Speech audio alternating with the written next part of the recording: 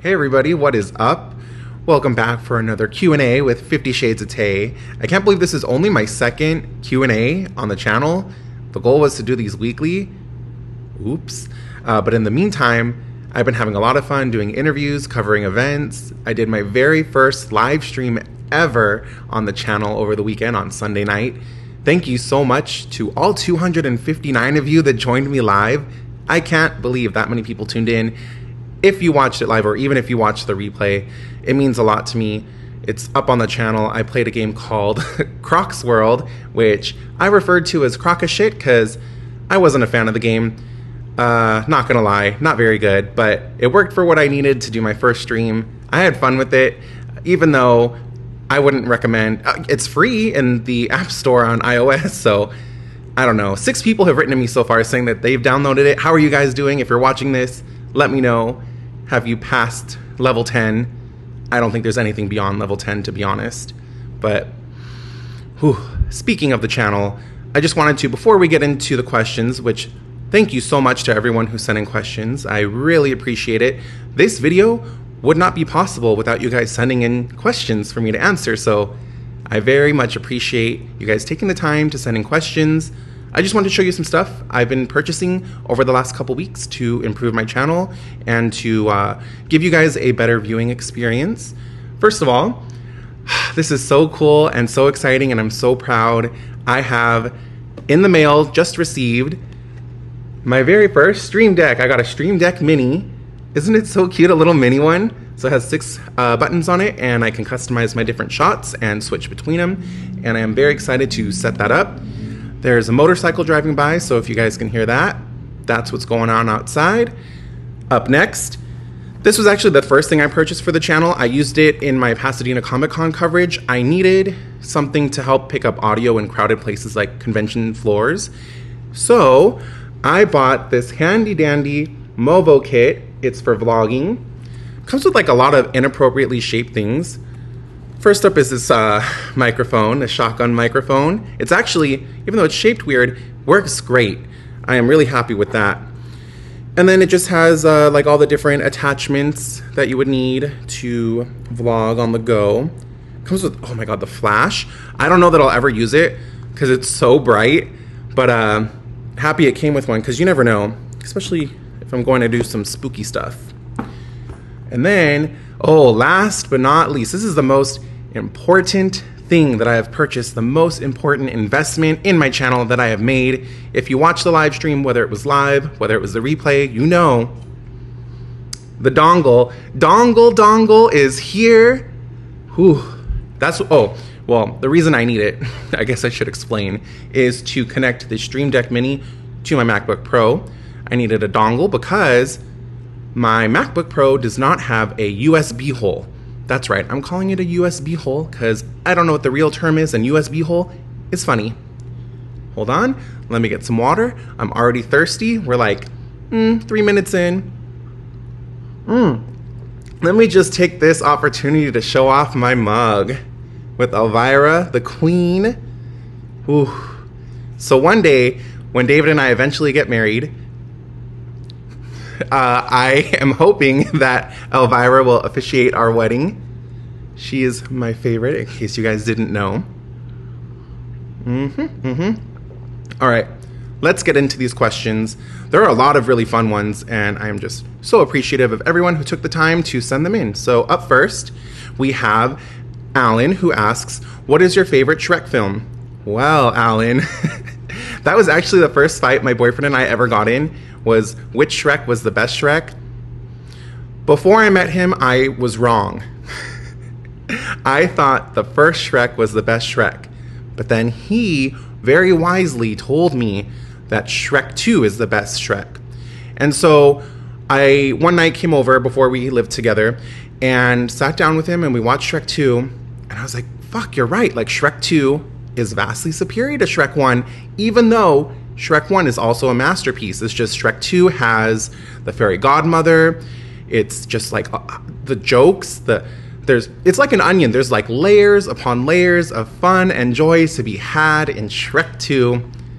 I just can't believe I was so wrong. That's the only fight in our relationship that he was right and that he won.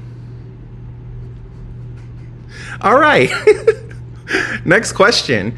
This one comes from Roberto Diamond. Would you rather see Terrifier 3 or Blood and Honey 2? All right. Terrifier 3 or Blood and Honey 2? I want both. Let's think about this. So I would say I would rather see Terrifier 3 because I want to be in Blood and Honey 2. I absolutely would die. That's like, I'm putting it out there in the universe. I want to be in Winnie the Pooh, Blood and Honey, number 2. That's the title I'm going with, Winnie the Pooh, number 2, for poop reasons. Either as Tigger or just any random camper in the 100-acre woods. You can kill me while I'm pitching a tent. You can kill me while I'm making s'mores. I want to be in Winnie the Pooh, Blood and Honey, number 2. I think that would be a dream come true for me. And I really think if I put this out there in the universe, it might happen one day. You never know. Follow your dreams, kids. Next up, CJ Rebirth. Hey, CJ, how's it going? If you had a DeLorean time machine, would you go, to the past or to the future? All right, that's a good question. All right, if I had a DeLorean, I would go to the future. I think so. Just to see what it's like. Because it's like, fuck. Okay, because I was thinking I've been to the past, but I was just thinking my lifetime. But if I had a DeLorean, I could go before I was born. I don't know. I'm going to go with to the future. I just want to see like what kind of technology, what kind of advancements we've made, if there's anything like MODOK with that big head and that little ass that exists in the future. I would go 69 years in the future and report back. But I think definitely to the future. All right, up next we have Pink Capybara, which is my friend Denise. How's it going, Denise? She says, congrats on 1,000 subs. Can we see more game streams? First of all, hello, Denise. I miss you. Hope you're doing well. We got to do something soon. Go to dinner, catch up, maybe some drinks. I miss you. Thank you for the congratulatory message on 1,000 subs. That was a big congratulatory. That sounds right. I think that's a word. But thank you for congratulating me on 1,000 subs. I still cannot get over it. I've been smiling ever since. This is so cool. Can we get more game streams? Yes. The goal is, I don't know if this is a realistic goal, but the goal is to do 1 live stream a week and try different games. I don't want to do Crocs World anymore unless you guys really want to see me beat level 10. But I do want to try different games. I would love to do horror games. I would love to do games that I normally play anyways, like Smash Brothers, Mario Kart, Mario Party, Fortnite, Fall Guys, stuff like that. But I'm going to need some more equipment first to get into console gaming. So in the meantime, I am stuck with what I can get on my Mac, and Crocs World is the first thing that was able to work for me. But yes, definitely more live streams involving gaming. I'm going to try, let's see, what's today? Tuesday? I'm going to try this week. And find some horror games that I could play. I kind of want to find like an escape room type game. There was one I found, but it was only full screen. I couldn't get it to shrink down the window to capture it and then also run the other programs that I need for the streaming and for the recording. So if any of you have a recommendation for a game I can play on a MacBook Pro that you can adjust the size of the window that's not only available in full screen, I would like to have you guys let me know in the comments and I'll check them out, because yeah, definitely horror, escape room type, anything like that. Maybe like a puzzle type thing. Another side scroller I'd be open to, but definitely more live streams involving gaming coming soon. And I'll tease it now. I'm working on a special guest coming in a couple weeks, coming over and doing a live stream, hopefully gaming with me. Maybe not gaming, but we'll see. Working on that, so very exciting. Next question comes from Movies Make Me Feel Good. Oh boy. FMK, so Fuck, Marry, Kill, Shrek, Donkey, Fiona. Okay. Fuck, Marry, Kill. Okay. I think I would fuck Shrek. Big shock. Ooh, big surprise. Marry Fiona because she's so sweet and I just feel like she would be fun to hang out with. And I hate to say it, but I think I'd have to kill Donkey. And the reason why is, you know, in Shrek when he's in the onion carriage and he's making the noises and annoying the hell out of Shrek and Fiona, I think he would get on my nerves if he didn't stop doing stuff like that. Although I would love for him to make me waffles in the morning, and I hate having to get rid of one of them, but it's like I wouldn't kill Shrek. I don't want to have to get rid of Fiona, so I guess, Donkey, I'm sorry. I'm really sorry. Next question comes from The Gist with Jared. How's it going, Jared? Is there any subgenre of horror that I don't like? Honestly, no. I'm open to any type of horror. There were a couple that I was getting a little bit sick of, like the found footage one I was getting a little bit tired of, but then I just feel like there's still so much potential there. I can't really think of one that I don't like. Yeah, I think I'm open to any type of horror. My favorite genre of horror is slashers. So, you know, like Friday the 13th, Nightmare on Elm Street, my favorite, Scream, which honestly, I'm going to take this opportunity to plug an upcoming event. So a couple weeks from now, on Sunday, March 5th at 11 a.m., I will be going down to Santa Monica because Scream is putting on a 15-minute walkthrough experience where they're going to have costumes, they're going to have props of the upcoming Scream 6. I cannot wait. I'm going to get as many pictures and videos and try and make some content for my channel. It's going to be so fun. It's funny because something I get asked a lot, and I never have the chance to do it, but I have the chance now, is to show off some of my Scream collection. So let me just show you guys a few of my favorite things. You guys have already seen my Ghostface mask. I wore this I wore it on air once, but I also used it. I did a Scream 6 trailer breakdown, and I had my mask, I think in the thumbnail and also in the video. Love that. One of my other favorite things is I have this really cute Ghostface pin. How cute is that? I don't really wear it though because I'm worried it's gonna get scratched or I'm gonna drop it and lose it somewhere, but it's one of my favorite enamel pins.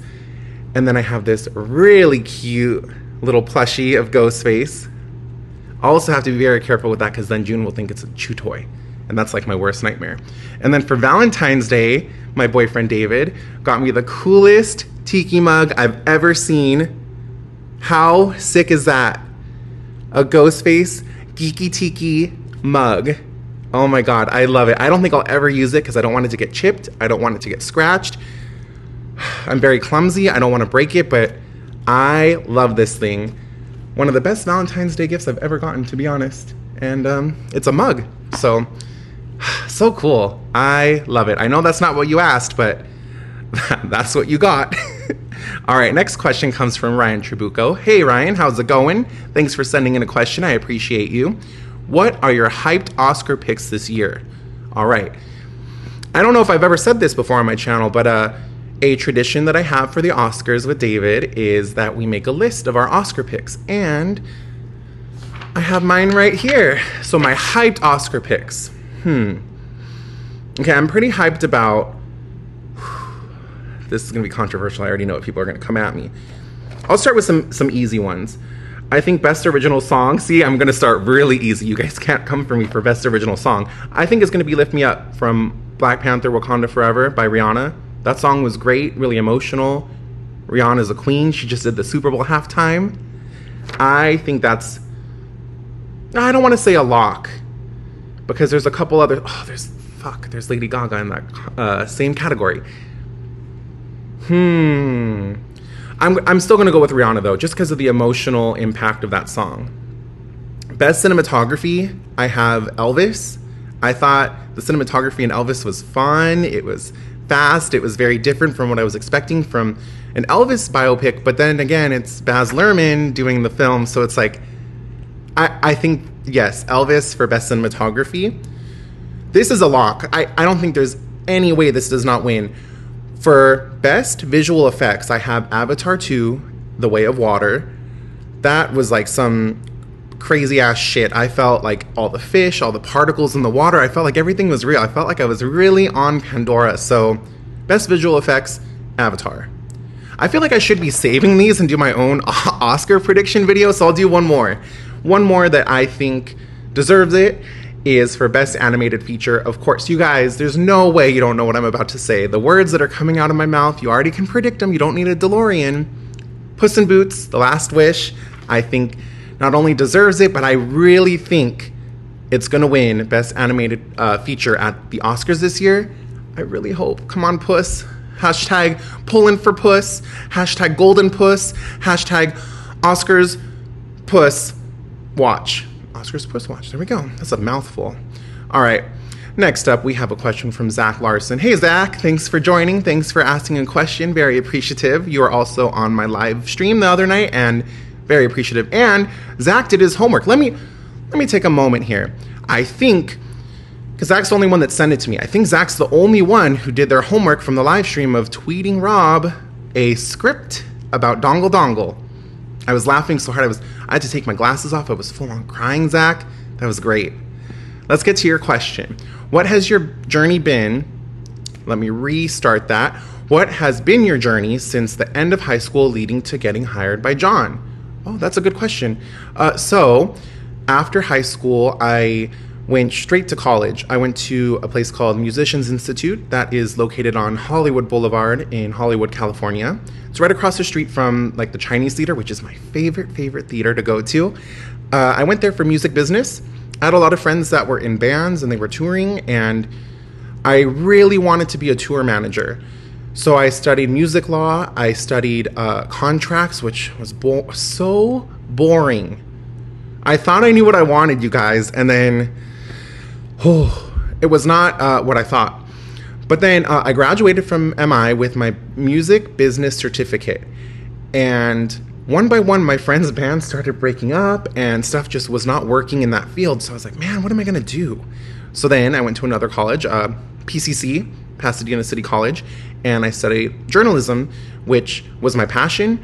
I was the editor-in-chief of Pasadena City College's magazine, Spotlight magazine, and I was the lifestyle editor, and then after that I became the news editor of Pasadena City College's school newspaper, which is the Courier. That was some of the most fun I've ever had. We would go to journalism competitions in Sacramento, and we did some in Burbank. God, that was so much fun. But journalism was really my passion, and I loved being the lifestyle editor because I would cover a lot of events, and I would assign people to go do movie reviews, like new album drop reviews. It was a lot of fun.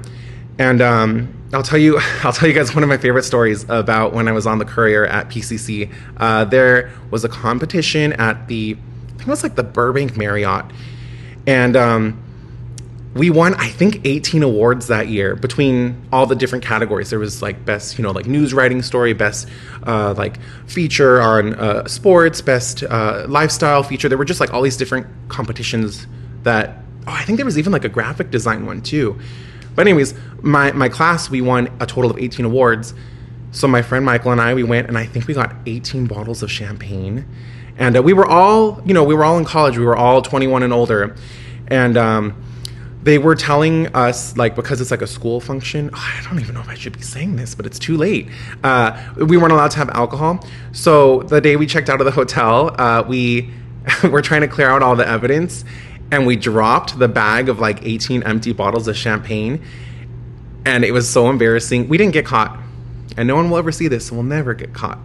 But I would say that was one of my favorite experiences of being on that paper. But some of the events I covered, there was a music festival called Fuck Yeah Fest. That was really fun. Missy Elliott did her first like actual full-on concert in like a decade. Because prior to that, she had done the Super Bowl halftime with Katy Perry.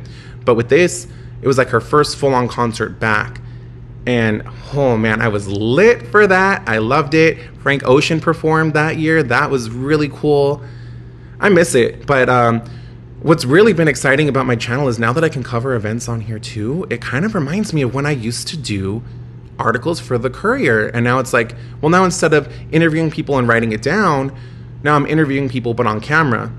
And like the transition has been, something to get used to, but also it's like, I feel like I already know what I'm doing and I've really been enjoying it. So the goal is to get many more interviews on the channel and cover a lot of events. So conventions, premieres, stuff like that. That's what I'm working on behind the scenes. Very fun, very exciting.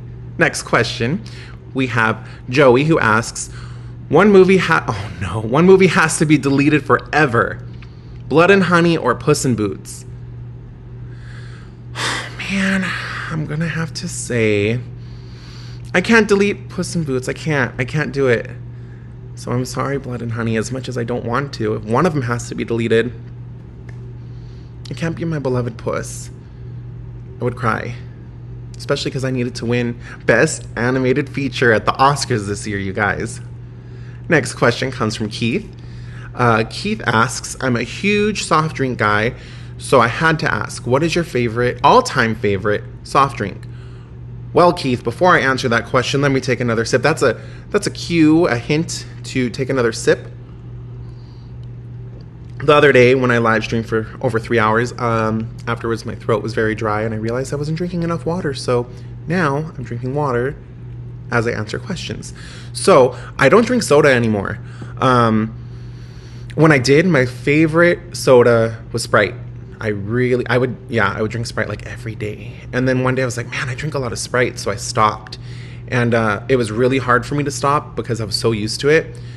So I think, not that you're asking this, but if anyone out there is trying to quit soda, an easy way to transition out of it is sparkling water. That's what I did. I started drinking sparkling water every day because you still get the carbonation, but it's not soda.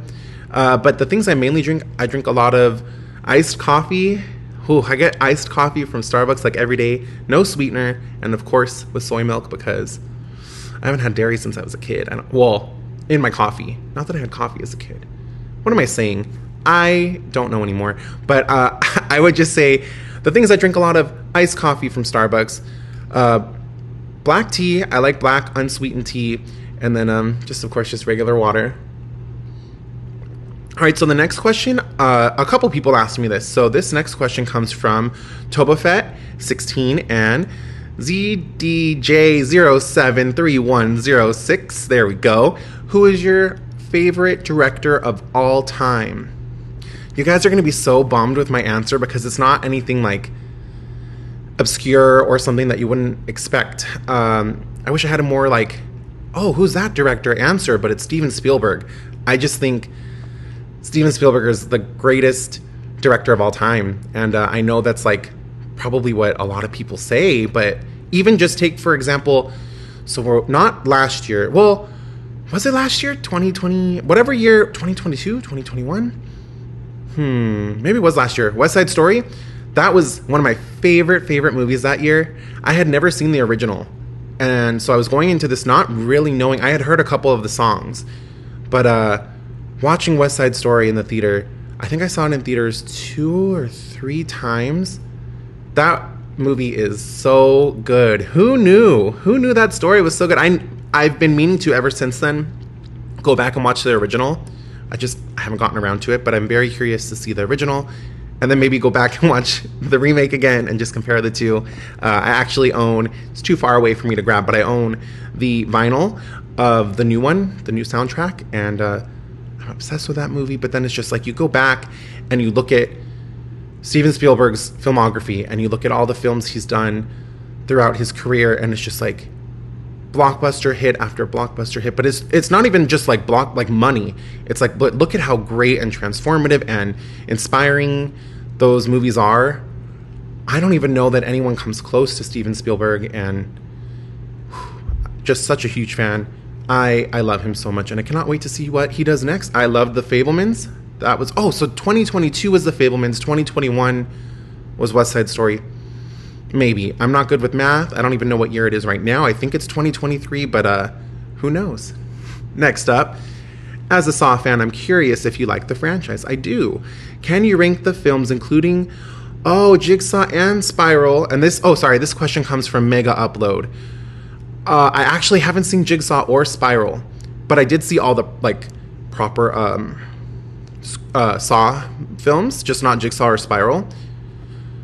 I don't know that I can rank them off the top of my head because I haven't seen them. I've only ever seen them in theaters, so I would watch them one at a time in theaters, and then I never went back and revisited them. I know I really did like the first one, and then whichever one had Chester Bennington from Linkin Park, I really liked that one, and man, I was so excited when Chester was in that Saw film, and it's just such a bummer that we lost him so young, so soon. He was so talented. Linkin Park growing up was one of my favorite bands. My first email address was FanOLincoln.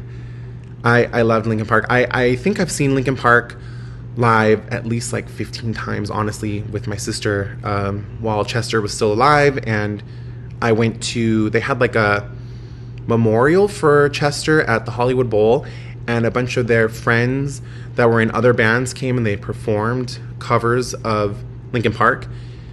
There was not a dry eye at the Hollywood Bowl, and it was one of the most emotional experiences of my life. His wife came out on stage and introduced some of the bands, and his bandmates were there, and it was just really emotional.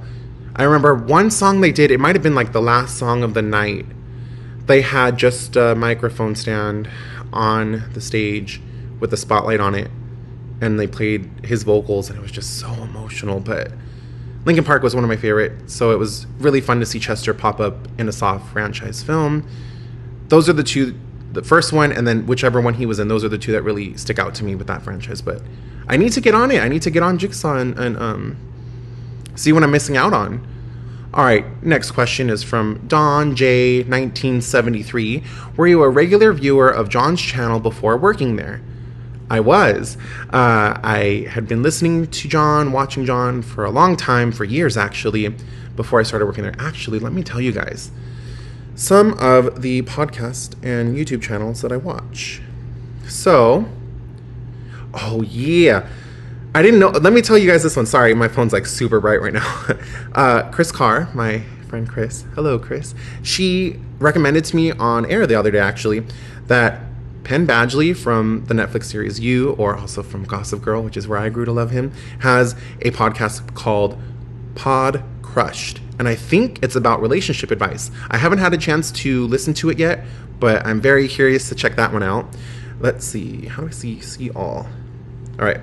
So, Dan Murrell. I love Dan Murrell. I think he is great at what he does. Very informative, very fun. Love listening to him break down box office numbers and talk about like his different charts comparing last year's box office to this year's box office, breaking down a lot of news stories with facts, figures that a lot of people out there aren't doing.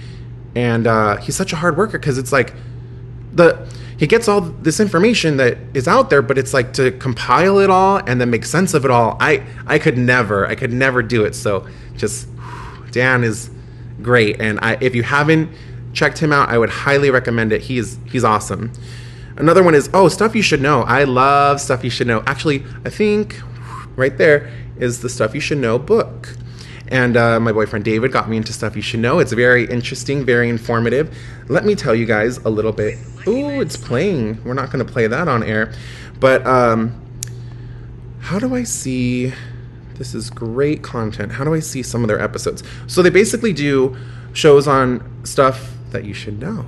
And some of the episodes they have one on the Beverly Hills Supper Club fire. They have one on, I don't know how to pronounce that, so I'm not going to say that. So you know the saying of, well, it's not really a saying, but the rule of no shirt, no shoes, no service. There's a breakdown of that. They have a How You Should Know episode on how easy bake ovens work, bird migration.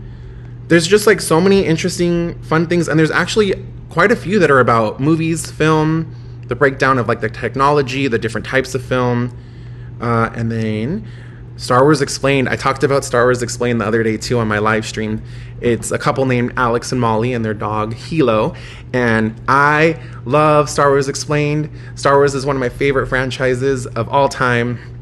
They do such a great job doing reviews, recaps, explaining stuff. Highly recommend if you're a Star Wars fan. Even if you're not, checking out Star Wars Explained. Very cool. My goal is to one day work with them, hop on a stream with them. I love listening to Star Wars Explained. All right, next question comes from Boney Joseph, who says, "Hi Taylor, do you think the future is bleak for prestige films like Tar and Fabelmans because of poor box office?" I don't think so. I just think those are two great examples, though. Those movies, Tar and The Fabelmans, are great. I love Tar. Cate Blanchett was amazing in that movie. And The Fabelmans, I thought was amazing. Steven Spielberg, again. I don't think so. I get what you're saying, because it's like the movies that are making money at the box office right now are not films like Tar and The Fabelmans. But I just think there's always going to be a need, a want, and honestly just like the desire for that type of storytelling. And I don't think so. But those two movies, if you haven't checked them out, Tar or The Fabelmans, I would say go check those out because those movies were great. Next up we have, oh, Denise is back. What up? Do you think you'd go into reviewing foreign films as well? I just watched Unlock on Netflix and whew. All right. Yes, the answer to that is yes. I want to get into different genres of film that I'm not currently reviewing. My main I don't want to say focus, but my favorite genre is horror. And then I also feel like this channel is going to cover a lot of like Marvel, DC, stuff like that, Star Wars. But I would love to get into foreign film. I would love to get into anime because I feel like I'm very uneducated with anime. And, okay, what was it called? Unlocked on Netflix. I got to check that out. I'm going to add that to my list because I actually haven't heard of it and I would love to check that out. I'm always looking for new content. I want to broaden my horizons and check stuff out. So if you guys have recommendations for, one sec. If you guys have recommendations for any foreign films, any anime, anything like that, leave them in the comments below because I'm always looking for new content like that and I would really appreciate it. All right, next up comes from Roberto Diamond. When are you coming to Arizona? Oh, actually, I was in Arizona not too long ago. My boyfriend's mother and sister both live in Arizona, and I love Arizona. It's so beautiful there. It's just, it's so crazy how different it is there. The sky at night, like when the sun's setting, is gorgeous, and the cacti everywhere. It's so nice. There's actually one that's really big that's in their yard, and I call it Sigourney, because what is it, David? What kind of cactus is it? Saguaro cactus, but I call it Sigourney Weaver. So every time we go over there, we take a picture with Sigourney. And then they have these little like hairy pig things. What are they? Javelinas, hairy little pig guys that wander around. They're wild. Over here where we live in Arcadia, which is a couple cities over, they have peacocks that are wild and just run around the city. But when we were in Arizona last, we saw a javelina in the wild, which is crazy because David's sister has lived there for years and had not seen one, and we were there for 5 minutes and one came up to us. Very exciting. So I don't know when I'm going next, but I would love to go again soon to see the beautiful sky, to visit obviously my boyfriend's mother and sister, to visit Sigourney Weaver, and then to hang out with those javelinas. They're really cute, but I've heard they're very dangerous. All right, Roberto Diamond is back. Do you and Mr. Ray Ora have any videos planned? No, actually, I talked to Ray the other day and I was like, dude, I gotta get you on my channel. We gotta film something funny. We gotta do something soon. I have something planned, but it's like a rough idea of what I want it to be. I just have to figure out how to actually make it into a real video. Because what I'm thinking is like funny for like a 2-second clip, like a 2-minute sketch. But it's like, how do we turn that into like a actual video? It involves the moon, I'll tell you that much. But I would love to have Ray on the channel. He's hilarious. I think the two of us together would just be the greatest thing ever. He's so funny, and when we're together, I call us Tay Ora, which I don't know how thrilled he is about that. But and when he was out for like a week, I sat in his seat and I called myself Tay Ora. So I would love to do something with Ray on the channel soon, and I gotta just figure out how we're gonna expand on my little idea that I have. All right, this is the final question. Wow, you guys, we made it to the final question. This comes from Boney Joseph, who says, favorite theatrical experience from your childhood? For me, it was Gladiator. I cried my eyes out. All right. favorite theatrical, because the first one that comes to mind, but I must have been like 10 or 11, is the first Tobey Maguire Spider-Man, because I remember seeing that. Yeah, I must have been like, I think 10. I remember seeing that a couple times with my friend, and it was like the coolest thing I had ever seen in my whole life. I thought it was like the most amazing. It blew my mind as a kid, seeing Spider-Man on the big screen like that. And now look at what we get. Now look at, like, we get superhero movies every couple months coming out. But as a kid, we didn't have that. And Spider-Man was, I loved that movie. But going back even further, all right, I'm going to say I'm really not good at math. So I could have been 100 when the first Spider-Man came out. But I'm going to say Batman and Robin, the one with George Clooney, and let's see, that's the one that had Arnold Schwarzenegger as Mr. Freeze, and that's the one that had Uma Thurman as Poison Ivy. I'm going to say 6 or 7 years old, and I remember seeing that one at a drive-in with my sister, and that was really fun. That's like one of the first memories I have at the drive-in. I would go with her a lot to see movies, and the drive-in, if you guys have never been to a drive-in, you're missing out. I used to go a lot as a kid, and then I stopped going, but then during the pandemic when theaters were closed, we went to the drive-in, I would say like 4 or 5 times. It was really fun because it was a safe way. The theater, the drive-in was open. We would sit in our car. That's how we saw, let's see, what did we see? We saw that movie with Dylan O'Brien, Love and Monsters. We saw one called Come Play. It was a horror film where there was a kid who used a tablet to talk, and he had an imaginary friend that was really a demon. And then we saw, what else did we see? Raya and the Last Dragon. We saw that for sure at the drive-in. That was a really, really fun time at the drive-in. But yeah, I can't believe we got through all those questions already. That went by fast.